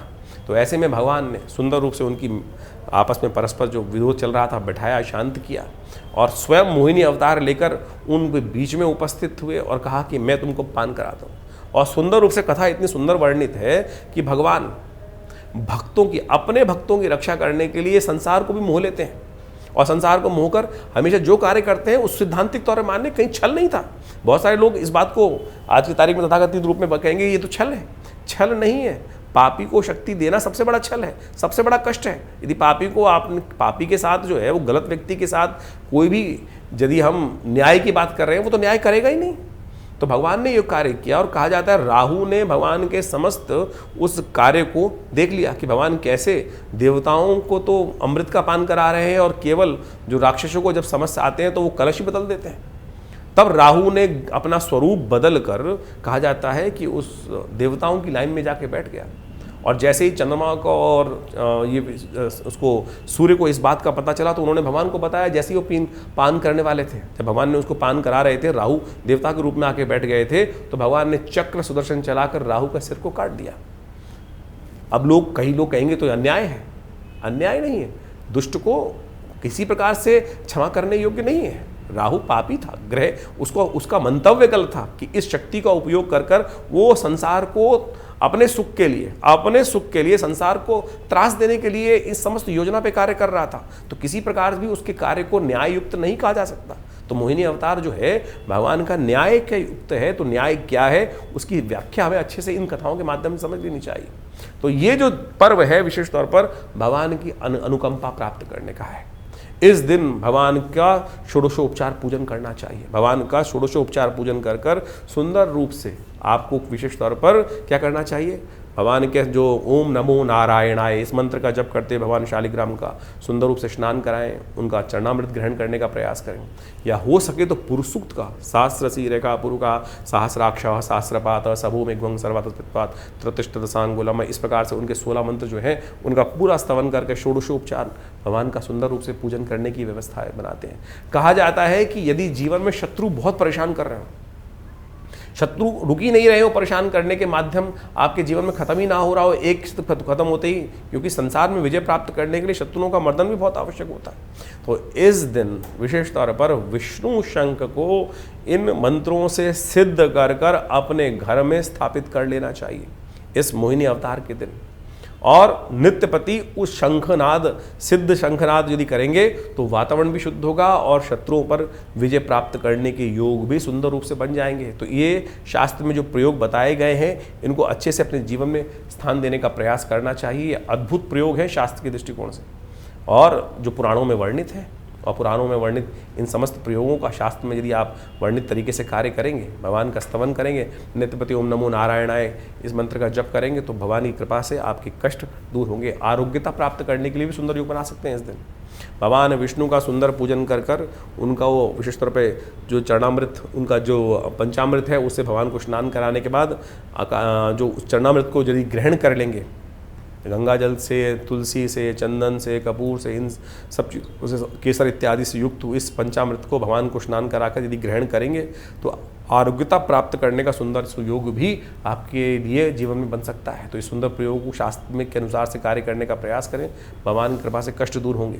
28 तारीख मेष राशि वालों के लिए मंगलवार का सुंदर योग बना हुआ है और साथ साथ द्वादशी तिथि विद्यमान है और ग्रह नक्षत्रों ने परिवर्तन की जो चाल चली है थोड़ा स्वास्थ्य के नित्यप्रति खराब करने की योग बनाता दिखाई दे रहा है। चंद्रमा के सम्मुख आके शनि महाराज का योग बना हुआ है, वो कहीं ना कहीं मंगल शनि बुध समस्त ग्रह जो है वो एक दूसरे से समसप्तक योग में आ गए हैं चंद्रमा के समक्ष, और ये कहीं ना कहीं थोड़ा सा एंजाइटी डिसऑर्डर स्वास्थ्य के संबंध में अननेसेसरी खर्चे बढ़ने के, जुर्माना होने के योग आपकी राशि में थोड़े थोड़े बनते दिखाई दे रहे हैं। तो सबसे पहले स्वास्थ्य का ध्यान रखते हुए कार्य करें, कहीं ना कहीं अपने शरीर पर कोई भार न पड़ने दें, इस बात का विशेष तौर पर ध्यान रखें। हनुमान जी का स्तवन करना आपके लिए सबसे ज़्यादा कल्याणकारी रहेगा, इसलिए मंगलवार के दिन थोड़ा सा केलों का दान हनुमान जी के निमित्त थोड़ा किसी मंदिर में जाकर उनको जो सिंदूर चढ़ाएंगे तो वो आपके लिए कहीं ना कहीं अच्छा योग बना सकता है। गरीब कन्याओं की सेवा, गरीब परित्यक्त लोगों की सेवा करना भी आपकी राशि के दृष्टिकोण से इस वक्त आपकी किस्मत में 4 चांद लगाने के योग बहुत सुंदर तरह से बनाएगा। 29 तारीख की यदि हम बात करें उस दिन बुधवार का अवसर है, त्रयोदशी तिथि विद्यमान है, बुध प्रदोष का योग बना हुआ है। मेष राशि वालों की दृष्टिकोण से यदि देखा जाए तो ये ग्रहों का योग आपके लिए बहुत संभल कर चलने की तरफ आपको हिदायत देता दिखाई दे रहा है। जो बहुत सोच समझ कर चलेंगे तभी आपको लाभ प्राप्त, रिस्क लेने के लिए समय अच्छा नहीं दिखाई देता। अननेसेसरी लोग अपना काम निकालेंगे और आपको धन्यवाद भी नहीं देंगे, ऐसा योग, यानी कई जगह आपको ऐसा सुनना पड़ सकता है कि जो अपेक्षा आपने कर रखी थी शायद उस अपेक्षा के अनुसार से आपके लिए स्थिति ना बन पाए। तो इस बात का ध्यान रखें, इसलिए पहले से उसका रास्ता बनाकर चलना आपके लिए बहुत ज़रूरी रहेगा। इस दिन बुधवार के दिन हो सके तो कन्याओं के निमित्त, छोटी कन्याओं के निमित्त कुछ भोज्य पदार्थ इत्यादि अपने हाथ से देने का प्रयास कीजिए। इस दिन बुध प्रदोष है और आपकी राशि के दृष्टिकोण से भगवान शंकर का सुंदर आशीर्वाद मिलना आपके समस्त अनिष्टों को दूर करने का योग बनाएगा। चावल का दान, महामृत्युंजय मंत्र का जप करते हुए हो सके तो जल और चावल मिलाकर भगवान शंकर पर अर्पित करने का प्रयास करें, स्वास्थ्य भी परिवर्तन की तरफ जाएगा। और साथ साथ इस दिन देवी छिन्नमस्तिका की जयंती है, ये भगवती का दिव्य स्वरूप है और आपकी राशि के दृष्टिकोण से इस वक्त भगवती दुर्गा की, भगवती महालक्ष्मी की किसी भी रूप से भगवती का स्तवन करना आपकी राशि में आपके लिए 4 चांद लगाने की योग बना सकता है। इसलिए किस्मत को बदलना चाहते हो तो इस वक्त भगवती का निमित्त नित्यपति ध्यान उनका स्तवन करने का प्रयास करें। भगवती के इस स्वरूप को, ये दिव्यास्त्र है भगवती का, खासतौर पर ध्यान रखना, छिन्नमस्तिका भगवती का जो स्वरूप है वो असंभव कार्य को संभव करने का योग बनाता है। तो सब तरफ आप अच्छे से चले, समझें और कार्य में आपको लाभ देगी ये भगवती का दिव्य स्वरूप। वैशाख शुक्ल पक्ष की जो त्रयोदशी तिथि है उस दिन भगवती छिन्नमस्तिका का प्राकट्य उत्सव होता है, उस दिन उनका प्रादुर्भाव हुआ। ये भगवती का बड़ा दिव्य स्वरूप है। आमतौर पे हमारे भारतीय शास्त्र में जो आध्यात्मिक शास्त्र है उसमें अनेक अनेक कथाएं हैं, और कथाओं का आदि भौतिक आदि दैविक कई प्रकार से उसका इंटरप्रिटेशन है।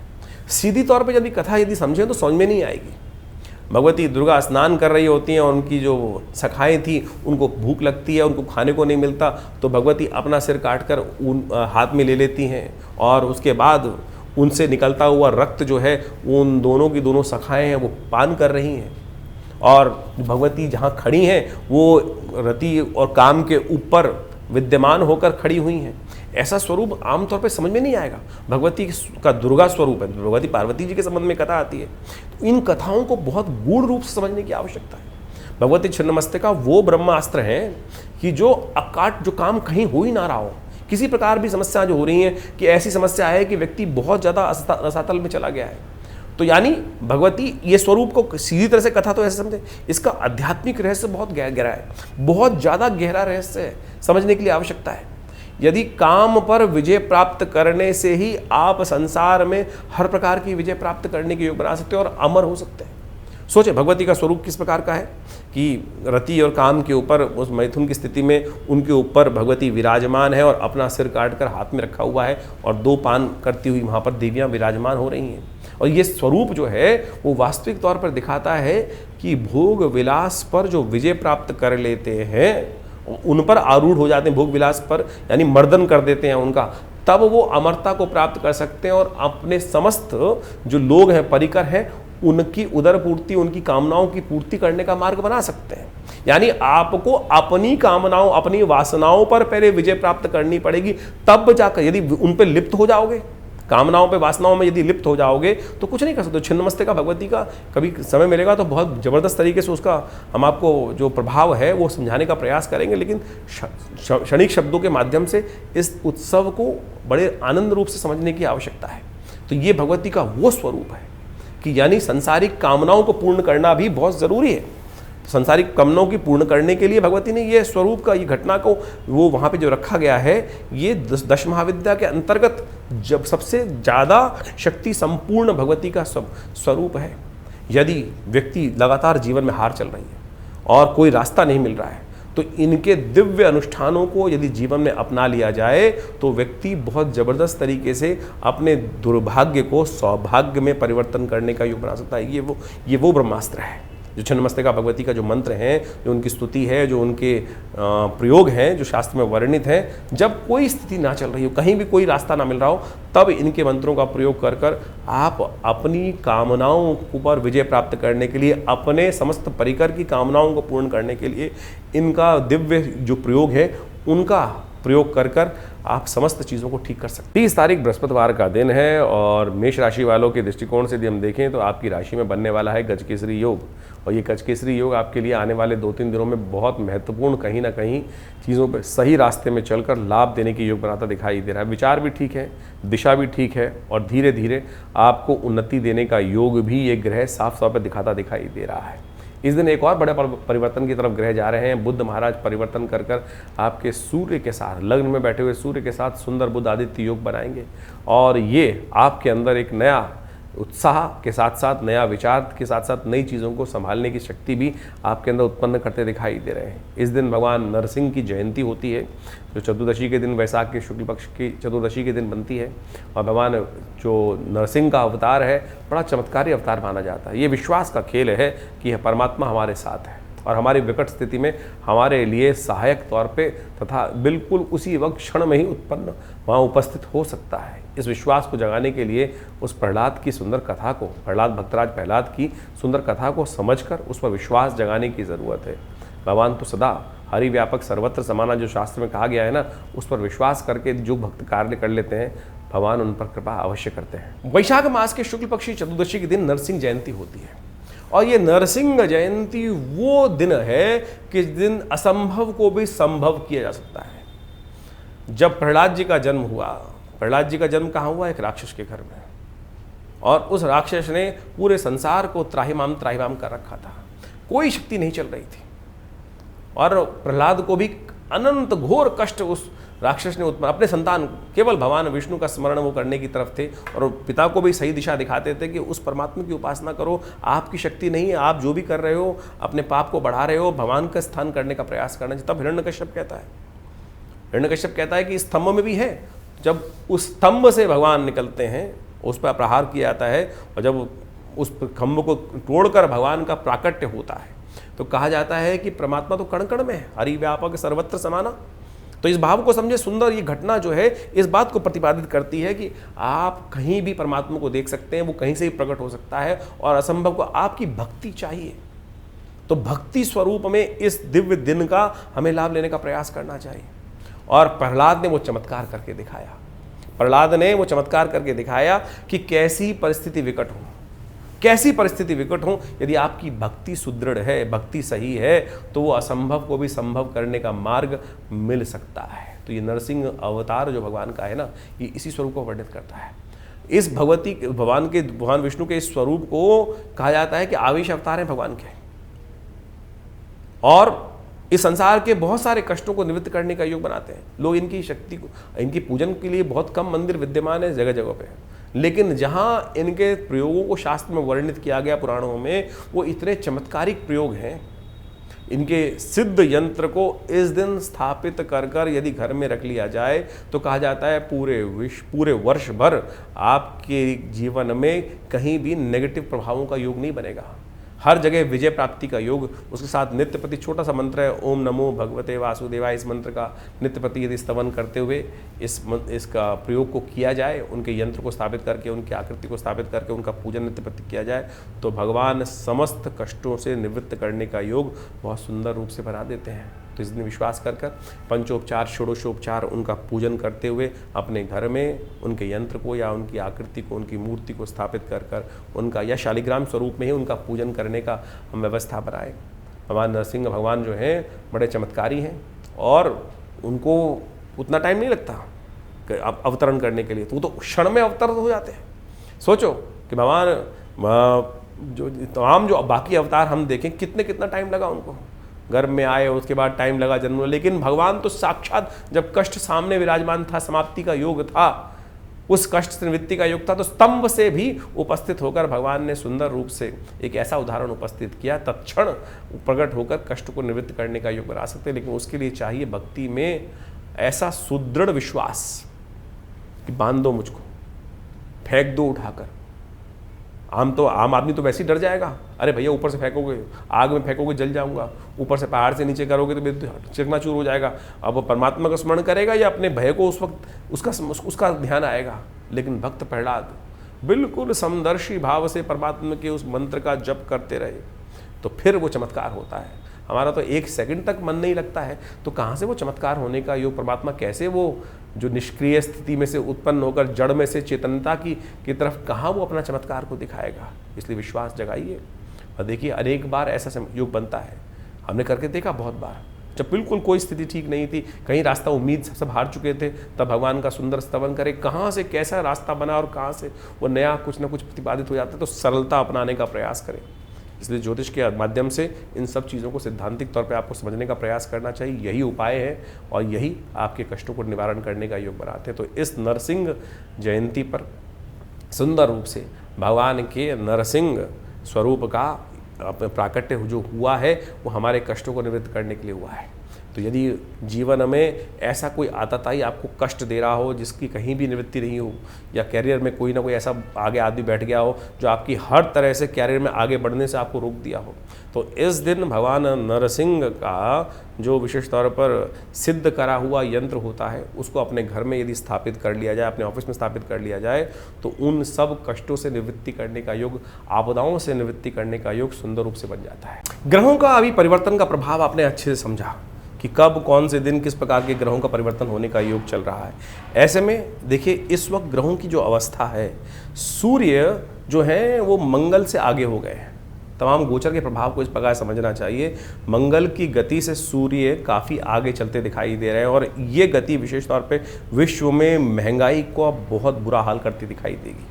कमर तोड़ महंगाई आगे जाकर व्यक्ति को परेशान करने के योग बनाती दिखाई दे रही है। और इस प्रकार के योग जो बन रहे हैं ये विशेष तौर पर एक तरह से त्रास देने वाले योग हैं।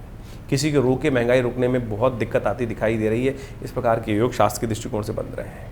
और आपकी राशि के दृष्टिकोण से यदि देखें तो ग्रह योग आमतौर पे समझ लें, गोचर के दृष्टिकोण से देखें 15 से 45 यानी इतना ज़्यादा भयावह स्थिति परिवर्तन करती दिखाई दे रही है। महंगाई के दृष्टिकोण से देखें, मौसम के दृष्टिकोण से भी आगे आने वाले जो ग्रहों का योगायोग दिखाई दे रहा है वो कहीं ना कहीं स्थिति को थोड़ा सा अशांत करने की तरफ ले जाता दिखाई दे रहा है। मंगल शनि का टकराव भी चल रहा है और वो कहीं ना कहीं चीज़ों को किस विपरीत दिशा में मोड़ सकता है आने वाले समय में। विशेष तौर पर देखिए कि जो जेठ का महीना आने वाला है उसमें 5 शनिवार का योग बनने वाला है। वो कहीं ना कहीं नए युद्ध के मैदान खोलने की स्थिति उत्पन्न कर सकता है विश्व के दृष्टिकोण से। तो अभी कोई बहुत ज़्यादा शांति का वातावरण नहीं है। 2026 अपने आप में कई परेशानी करने वाले योगों को लेकर आता दिखाई दे रहा है। तो आप अपने ग्रहों को ठीक समझ कर उसके अनुसार से जो समय समय पर उपाय बताते जाते हैं उनको अच्छे से अपना लेंगे तो हमें लगता है कि बहुत सारी समस्याओं को अपने जीवन से दूर करने के योग बना सकते हैं। ज्योतिष बिल्कुल प्रत्यक्ष है। ज्योतिष में कोई भी कपोल कल्पित बात चलती नहीं है। प्रत्यक्ष योगों के अनुसार से प्रभाव सामने आते हैं और उनसे बचने के मार्ग भी पुराणों इत्यादि शास्त्रों में बहुत सुंदर रूप से बताए गए हैं। वो सब कार्य करते हैं, कहीं शंका ना रखें ये उपाय कार्य करते हैं नहीं करते। कई बार व्यक्ति को लगने लगता है कि जब समय भारी चल रहा होता है कि नहीं कुछ नहीं काम करता। उनसे पूछो जिन्होंने अपने अनुभव देखे हैं, चमत्कार आपने भी देखे होंगे, फिर क्यों मन में संशय लाते हो। और ज्योतिष विज्ञान के माध्यम से समझ लें हमारे जीवन में कई सारे जो प्रभाव हैं, जो भी कर्म को भोगते हैं वो हमारे सामने हर रोज़ आते हैं। और शास्त्र कहता है अवश्यमेव भोक्तव्यम कृतम कर्म शुभाशुभम। जो कुछ जिसने जैसा व्यक्ति ने कर्म किया है उसके अनुसार से उसको प्रारंभ में उसको चीज़ को भोगना पड़ता है। भाग्य उसके समक्ष बनाकर वो सब चीज़ उपस्थित कर देता है। भाग्य आपके कर्म से ही बनता है। और बहुत सारे लोग कई बार उस बात को समझ नहीं पाते हैं। हमें अपने कर्म को सुधारने का प्रयास करना चाहिए। ये जीवन में नहीं तो कैसे ही आपाधापी हो, कैसे ही ग्रह खराब भी हो, लेकिन यदि हमारे कर्म सही हैं तो हम कैसी ही विपदा के समय में ग्रहों की जो अच्छी स्थिति ना हो उससे भी निकल कर बाहर आ जाते हैं। हमने बहुत सारी जन्मपत्री देखी, बहुत सारी, आज बाल्यकाल से लेकर अब बहुत साल से, जब से कहूँगा 5 साल की उम्र से ही जन्मपत्रियों के संबंध में, ज्योतिष के संबंध में पिताजी के साथ रहकर ज्ञान अर्जित करना शुरू किया था। और आज सत्य समाने कि हजारों जन्मपत्रियाँ देखी, हजारों जन्मपत्री में ऐसे योग देखे कि एक से एक अशुभ योग थे, लेकिन फिर भी क्या था, वो नेगेटिव प्रभाव था नहीं कुंडली के अंदर। कारण क्या है कि नेगेटिव योग होते हुए भी हम कैसे उनसे बच के निकल रहा है, केवल उसका पुण्य कार्य है। पुण्य कार्य यदि हो जाए तो आप मान के चलना। और हम अपने इस कार्यक्रम के माध्यम से आपके समक्ष भारतीय वैदिक ज्योतिष, जो प्राचीन ज्योतिष है, बहुत सारे लोग भ्रांति उत्पन्न करने के अनेक कारण से करते, कहते हैं वेद के अंदर ज्योतिष नहीं। अरे वेद के अंदर सब कुछ विद्यमान है। कौन सी चीज़ ऐसी है जो वेद के ज्ञान के अंतर्गत नहीं आती है। तो पौराणिक कालों को किस प्रकार से कहीं ना कहीं कुछ ना कुछ अपने अपने भ्रांति के अनुसार से बात करने का बात करते हैं। भारतीय संस्कृति को पढ़ेंगे तो ऐसा कुछ भी नहीं है। जिन्होंने वेद का क ख ग नहीं पढ़ा उनको समझ में आती है, उनको बात समझ में नहीं आती है, वो अपनी अपनी बातें उत्पन्न कर देते हैं और इन समस्त पौराणिक जो चीज़ें हैं उनको कहीं भेद कर देते हैं। वेद को, पुराण को भेद करने का प्रयास करते हैं, अनेक शाखाओं भेद करने का प्रयास करते हैं। और आप आनंद से उनकी बातों को सुनते भी हैं, क्योंकि आपके मन में हमको लगता है कहीं ना कहीं खोट है। अगर आप परनिंदा सुनना चाहते हैं तो समझ लीजिए कि परनिंदा सुनकर कहीं ना कहीं उस पर ध्यान दे रहे हैं तो कहीं ना कहीं आपके ज्ञान में ही, व्यक्ति के ज्ञान में ही खोट होता है। तो भारतीय संस्कृति ऐसी कपोल कल्पित एक भी बात नहीं उपस्थित करती। तो इसलिए उन लोगों के ज्ञान पे ना जाए तो इसलिए अच्छा रहेगा। तो हम इस कार्यक्रम के माध्यम से आपके समक्ष उन समस्त कार्यक्रम को उपस्थित करने का प्रयास करते हैं। तो ज्योतिष को बहुत वृहद वर्णन समझने का प्रयास करना चाहिए। ये नहीं कि नग पहन लिया, ये कुछ कर लिया, ऐसी चीज़ों को ही हम ज्योतिष मान के बैठ जाए। इसलिए ज्योतिष को यदि समझें तो एक एक चीज़ आपस में जुड़ी हुई है। पंचांग पुराणों से जुड़ा है, पंचांग कथाओं से जुड़ा है, पंचांग तिथियों से जुड़ा है, तिथियों से जो कथाएं हैं वो पुराणों से जुड़ी हुई हैं। पुराणों की तमाम जो सार हैं जो है वो वेदों के अंतिम अंग वेदांत से जुड़ा हुआ है और वेदांत वेद से जुड़े हुए हैं। इस बात को हमें अच्छे से समझ लेना चाहिए। एक एक मंत्र, एक एक प्रयोग, चाहे वो सत्यनारायण की कथा है, चाहे वो एकादशी का व्रत करने का विधान है, चाहे वो रविवार, सोमवार, मंगलवार, बुधवार, अनेक चीज़ें विधान जो उपस्थित हैं वो कहीं ना कहीं हमारे उसी संस्कृति से निकल कर आई हैं। इस बात को अच्छे से समझ लेना चाहिए। छोटा सा एग्जाम्पल आपके समक्ष उदाहरण उपस्थित कर देते हैं। अगर पुराणों में जो कथाएं गलत हैं तो हम एक मंत्र पढ़ते हैं ना, त्र्यंबकम यजामहे सुगंधिम पुष्टिवर्धनम उर्वारुकमिव बन्धनात्, भगवान शंकर का मंत्र माना जाता है। और स्कंद पुराण के अंदर और बहुत सारे पुराणों के अंदर इस मंत्र की बहुत सारी कथाएं भी चलती हैं। बहुत सारे लोगों ने इसके ऊपर जो टेस्टिमनीज दी हैं, कथाओं का मतलब है टेस्टिमनी, उनका उपयोग करने के बाद। और ये मंत्र कहाँ से निकला? ये मंत्र यजुर्वेद का मंत्र है। यजुर्वेद के में अंतर्गत आए इस मंत्र को। तो तमाम मंत्र कहीं ना कहीं वेद से ही निकल कर आए। जो लौकिक मंत्र, जो वैदिक मंत्र हैं, लौकिक मंत्र बहुत सारे बना दिए गए हैं, लेकिन वैदिक मंत्र जो है वो कहीं ना कहीं तो वहाँ से निकल कर आए, वेदों से ही निकल के आए ना, और उन्हीं का उपयोग शास्त्र में किया जाता है। इस पर कहीं वर्णन का बात कहीं और है, तो उसको हम कभी ना कभी समय लेंगे, लेकिन भ्रांतियों में ना फंसे इस बात के लिए हमने हल्का सा इसको टच देने का प्रयास किया। क्योंकि बहुत सारे लोग आजकल मन में कहीं ना कहीं भाव लेके चल जाते हैं। कारण उसका यह है कि हमारे स्कूलों व्यवस्था में, विद्यालयों में हमारे शास्त्रों को पढ़ाना लोगों ने बंद कर दिया, और हम आज की तारीख में केवल सुपरफिशियल ज्ञान के चक्कर में फंस जाते हैं। और फिर कोई ना कोई बीज रोपण कर देता है, वो बीज रोपण में पानी मिल जाती है, कहीं ना कहीं खाद मिल जाती है, कहीं ना कहीं नास्तिक लोगों का, और फिर वो पेड़ बन के कहीं ना कहीं हमारे मस्तिष्क में उत्पन्न हो जाता है, और फिर वो अज्ञानता की तरफ हमें धकेल देता है। सही मार्ग पर चलता हुआ व्यक्ति भी कहीं ना कहीं भ्रांति में फंस जाता है। तो ज्योतिष को सही रूप से समझें, बिल्कुल कहीं भी कोई चीज़ गलत नहीं है। तो उन सब उपायों को आप अपने जीवन में स्थान देने का प्रयास करें। कितने सुंदर सुंदर जो उत्सव इस वैशाख के महीने में आए, और इसके बाद तो जो जेठ का महीना आने वाला है इससे भी बढ़िया आनंद का देने वाला है। उन सब समय में हम तमाम विश्व में कहीं कोई लोग परेशान हो रहा हो, हम उसको ना ध्यान दें, अपने कर्मों को सुधारें, अपनी गति को, ग्रहों की गति को देखें, और अपनी चीज़ों को ठीक करते जीवन में आए थे हरि भजन को ओटन लगे कपास, इस चक्कर में ना फंसें। तो उस परमात्मा के साधन को, जीवनचर्या को ठीक करते हुए साथ साथ चलाने का प्रयास करें। बहुत सारी चीज़ें हम ठीक कर पाएंगे। और ज्योतिष की बहुत सारी बातें, एक बात मान के चले, हमने अभी इसकी बात में आपको उठाया था कि हमारे जन्मपत्री में बहुत सारे नेगेटिव रोग होते हैं, लेकिन कई बार वो फलीभूत नहीं हो रहे थे। इसी प्रकार से बहुत अच्छे योग होते हैं, वो फलीभूत नहीं हो रहे थे। कारण क्या है? कारण है कहीं ना कहीं कब, समय कब आने वाला है। जैसे आप मान के चलें किसी व्यक्ति की कुंडली में केमुद्रम योग बना हुआ है। केमुद्रम का मतलब है आपके 100 राजयोग बने हुए, एक दरिद्र योग आ गया, वो सबको लीप के खत्म कर देगा। अब कैसे उसको ठीक करना है? ज्योतिष विज्ञान वो सूत्र बताती है कैसे उसको ठीक करेंगे। ऐसे मंत्र हैं सत्य माने कि जिनको यदि उस समय जप लिया जाए तो उस मुहूर्त के अंदर, तो केमुद्रम का क्या प्रभाव।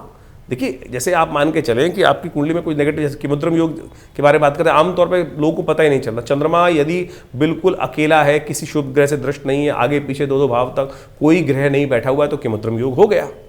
और फिर क्या होगा? उससे दरिद्र योग बन जाएगा, छन्नी की तरह काम करेगा। अब किसी कुंडली में है तो किसी राजा के यहाँ भी पैदा हो गया, तो फिर वो कहीं ना कहीं दरिद्रता की तरफ भागता चला जाएगा। अब इसको कैसे बचाया जाए? इसको बचाने के लिए शास्त्र में जो महालक्ष्मी के उपाय बताए गए हैं उनको करने का प्रयास कीजिए ना। अभी अक्षय तृतीया गई, अक्षय तृतीया के दिन कहा जाता है कि यदि श्री सूक्त का जप भगवती महालक्ष्मी को प्रसन्न करने के लिए कर लिया जाए, उसका यज्ञ कर लिया जाए, तो एक दिन में ही पूरे वर्ष का अक्षय फल प्राप्त करने का योग बन जाएगा। और दिन पूरे वर्ष में आप उस मंत्र को जप करने के लिए मेहनत लगाएंगे, लेकिन अक्षय तृतीया के दिन यदि उसका एक संख्याबद्ध तरीके से पूरी तरह से जप कर लिया जाए तो फिर कैसे वो मंत्र कार्य नहीं करेगा। कब हुआ मंत्र का उद्धारण ये अलग? ये ऋषि भृगु ने, जब भगवती ने स्वयं उनको श्राप दिया, तब इस मंत्र का प्रादुर्भाव उन्होंने किया, प्राकट्य किया। और इस मंत्र का प्रभाव ऐसा है कि आपकी कुंडली से दरिद्र योग को लाठी मारकर भगा सकते हैं। तो इसी प्रकार से शत्रु कष्ट दे रहे हैं, कुछ और समस्याएं उत्पन्न हो रही हैं, तो अभी बगलामुखी जयंती के बारे में हमने अभी आपको, जो पर्व है उसके बारे में आपको उपाय बताए। प्रत्यक्ष रूप से एक के बाद एक लोग आते हैं, उन सबके कार्य कई बार संपादित होते हैं, तो कैसे उनका प्रभाव ना समझें हम। तो आप इन समस्त चीज़ों को जो हमने आपके समक्ष रखी हैं, तो सकल पदार्थ हैं जग माही और कर्महीन पुरुष पावत नाई। तो कर्म करने का अधिकार आपके पास है, कर्म से भागे मत। सही दिशा में सही कार्य यदि करेंगे तो ऐसा हो नहीं सकता कि कष्ट जीवन से दूर ना हो। बिल्कुल कष्ट जीवन से दूर होते हैं, तो इसलिए कष्ट को दूर करने के लिए सही दिशा में, सही गुरु आज्ञा के अनुसार से, सही समय पर यदि सही कार्य कर लिया जाए तो फिर वो सही फल ही जीवन में देगा। और ना समय ठीक है, ना विधि ठीक है, ना ज्ञान ठीक है, तो फिर क्या होगा? फिर भ्रांति ही उत्पन्न होगी, और अज्ञान ही उत्पन्न, अज्ञान में किया गया क्या है? अंधकार को ही देता है, और अंधकार में फिर भ्रांति उत्पन्न करने के योग कहीं ना कहीं बन जाते हैं। तो इसलिए सही रूप से ज्योतिष विज्ञान को समझें। एक आमतौर पे बहुत सारा प्रश्न लोगों के आते हैं कि चंद्र राशि या सूर्य राशि, या हम ज़ोडिएक साइन के अनुसार से चलें या नाम राशि के अनुसार से चलें हमारे भविष्यफल को देखने के लिए। देखिए, ज्योतिष को जब व्यापक रूप से देखा जाता है तो राशि के अनुसार से बहुत सारी चीज़ें, ग्रह गणनाएं, ग्रहों के योगायोग, उनके अंतर्बल, उन सब चीज़ों को, अवस्थाओं को भी देखा जाता है, विंशोत्तरी दशाएं, कई प्रकार की और दशाएं, उन सबको भी देखा जाता है, और साथ साथ राशि के दृष्टिकोण से इन सबको समग्र भाव से देखा जाता है।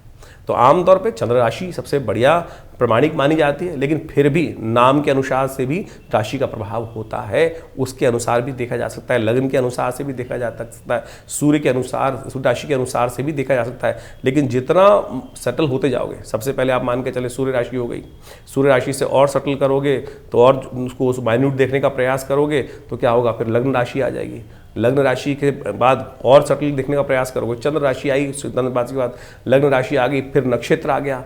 तो जितना सूक्ष्म रूप से ज्योतिष के साथ जोड़ने का प्रयास करेंगे तो हर घटना क्यों घटी, कैसे उसको रोकना है, अशुभ समय को कैसे दूर भगाना है, उन सब के बारे में ज्ञान प्राप्त किया जा सकता है। तो ज्योतिष बड़ी सूक्ष्म विज्ञान है, इसको सही रूप से जीवन में उतारने का प्रयास करें, अपने जन्मपत्री के साथ बिल्कुल सही समय पर।